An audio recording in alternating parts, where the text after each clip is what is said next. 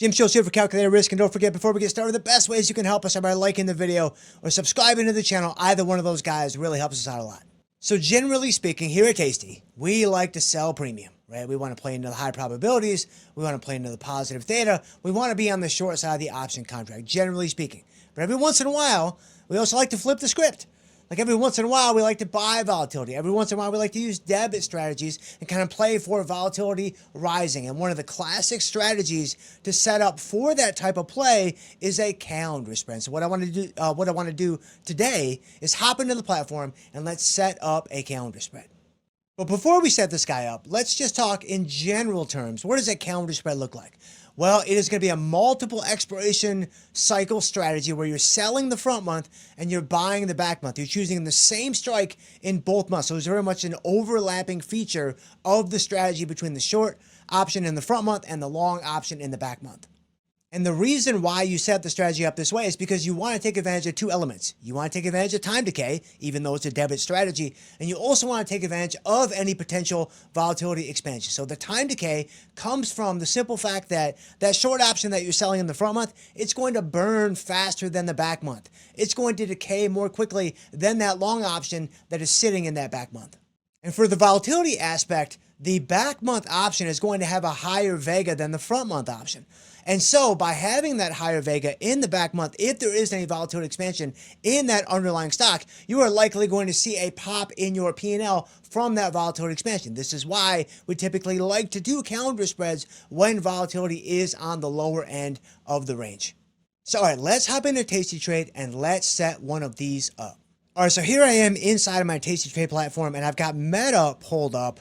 And this is a $600 stock. Okay, so the first thing you want to understand is we really like to use calendar spreads on higher price stocks. So not necessarily $600, but the price of the stock doesn't necessarily kind of preclude you or prohibit you from doing a calendar spread in that stock, because the higher price of the stock really plays well with the more aggressive management style that we typically deploy with calendar spreads. We're typically managing these spreads at 10 to 20 to 25% of our debit paid. And so if you choose a really low price stock, like a $50 stock or a $75 stock, it's going to be a super cheap calendar spread, which is nice because that is indeed your maximum loss, but it's just not going to give you a whole lot of economic significance when it comes to the profit potential on that strategy. So, okay, so I'm in Meta. The way that we would generally set up a calendar spread is going to be, again, I'm selling the front month and I'm buying the back month. Don't worry about the earnings right now for the purposes of this illustration. We'll come back to that at a later date. Usually, we like to be at about a 1-to-2 ratio between the front month and the back month. So you can see we're at about that ratio right here with this Meta calendar spread. So when I go to set this guy up, I'm going to open up my July cycle first. Now, in terms of the strike selection, remember, we're going to be selling and buying the same strike. So the 580 in both cycles or the 560 in both cycles or what have you.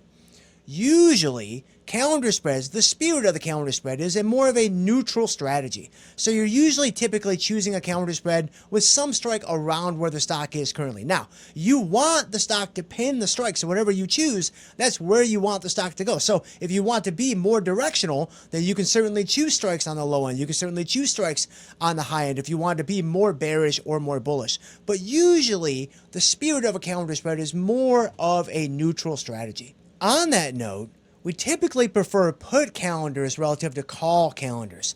It's not a huge difference, but remember, this is a volatility expansion play. This is a long volatility play. So if volatility rises, that's going to help our calendar spread. Well, we know, or maybe you don't know, and maybe this is the first time you're hearing it, but market prices and market volatility typically move inversely. So when market prices are down, volatility is typically up. You can even see it on a day like today where the market is down huge and volatility is up pretty significantly.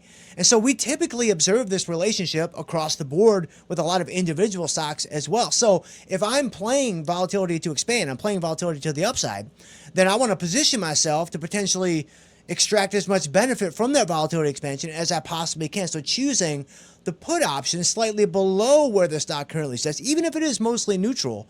Choosing a 580 or a 575, that's going to allow me to situate my strikes such that if there is volatility expansion and the stock price moving lower, that's going to really help me. So right here, let's say I sell a 580 strike, which is just slightly below where Meta is right now in July, and then I close up July, I go to August, and I buy the same strike, the 580 strike. And so notice how this is a debit of $14 on this strategy. So this is a fairly significantly priced calendar spread. You would probably want to have, I would say, maybe $30,000 in your account or so, or maybe even more than that, or maybe even a little bit less. But this is not going to be a strategy for a tasty bite-sized account. But if I'm managing this at 10% of debit paid, that's 140 bucks. 20% of debit paid, that's 280 bucks. So it's pretty significant when it comes to the management.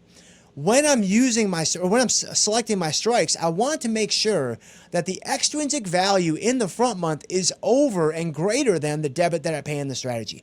This gives me the best possible chance to make money from time decay, because I know if nothing happens and the stock just sits here, which we know that it won't, but if it just meanders around and ends up back here when all is said and done, then all that extrinsic value that came off of that front month is going to cover the debit that I pay in the strategy, and it's going to effectively make it a little bit easier for me to make money. So this $14 and some odd cents, if we go back to July, where my front month is, you can see I'm collecting over $22 in extrinsic value. I know that that's all extrinsic value because this option is out of the money.